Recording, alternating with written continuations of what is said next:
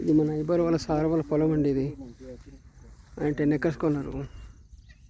ఇది షార్నగర్ దాటినాక ఉంది ప్లేస్. ఇది షీట్ అండి. ఇది 40 lakhs పడ్డది. ఇది ఎంత ఇవన్నీ ఏమో జాక్ ఫ్రూట్స్ వేసిండండి, పనస చెట్లు. ఇవన్నీ పనస చెట్లు. ఇవ్వండి టమాటా వేసిందంత. వెహికల్ టమాటా నింపాము. ఎంత టమాటా సార్ది. ఇదిగోండి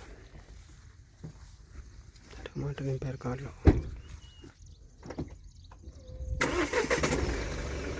अब जाइए मैं यार, मैं हेल्प करना.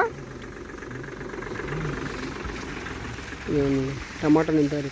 11 పెట్టెలు నింపారు. మీరు వర్షం పడింది. ఒక్క నిమిషం అన్న, ఉండండి వేసేస్తా.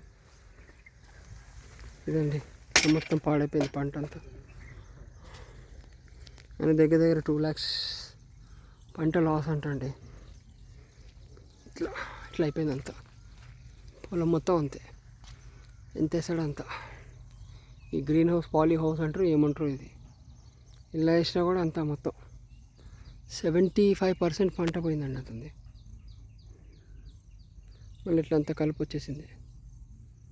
8 days 9 days కంటిన్యూ. ఈరోజు కూడా కొంచెం వర్షం ఉంది. ఇట్లంతా వాటర్ నిండిపోయిందండి, బురద. ఇట్లా అంతా బురద నిండిపోయింది. ఇదండి పాప, ఆయన కష్టపడ్డాడు.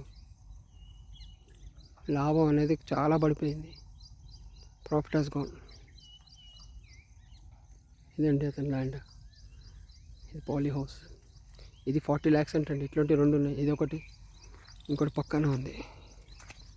ఈ పాలీ హౌస్ ఖర్చు 40 లక్షలు అంట. ఒక్క నిమిషం.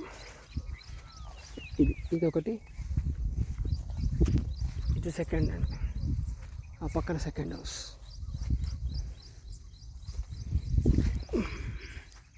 అది సెకండ్ హౌస్.